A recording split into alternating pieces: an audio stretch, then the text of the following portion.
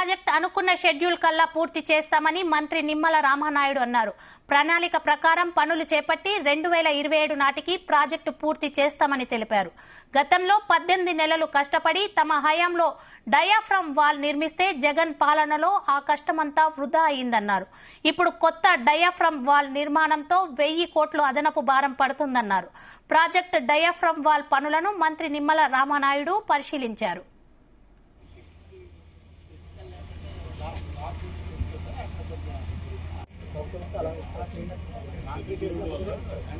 పోలవరం అంటే ఒక వరం, ఒక జీవనాడి ఆంధ్రప్రదేశ్ రాష్ట్రానికి.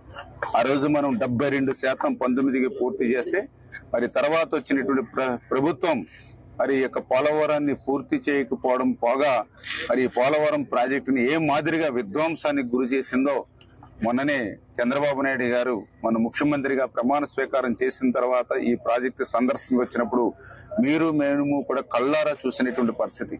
అందులో పర్టికులర్ గా డయాఫ్రమ్ వాల్ ఆ రోజు 18 నెలలు శ్రమించి ఆ రోజు మనం పూర్తి చేస్తే 430 కోట్ల రూపాయలతోటి మరి ఆ డయాఫ్రమ్ వాల్ ని ఏ రకంగా గత ప్రభుత్వం ధ్వంసం చేసిందో.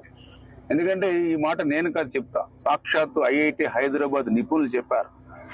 ఏదైతే 2019లో ప్రభుత్వం మారిన తర్వాత 17 నెలల పాటు ఇక్కడ ఏ విధమైన ఏజెన్సీలు లేకుండా ఉన్నటువంటి పని చేసేటువంటి ఏజెన్సీలన్నింటినీ కూడా రివర్స్ టెండరింగ్ పేరు చెప్పి ఏదైతే రద్దు చేసేసారో, ఇక్కడ ఉన్నటువంటి ఎక్స్పీరియన్స్ అధికారులు ఎవరైతే ఉన్నారో వాళ్ళందరినీ కూడా బయటికి మరి పంపించేశారో.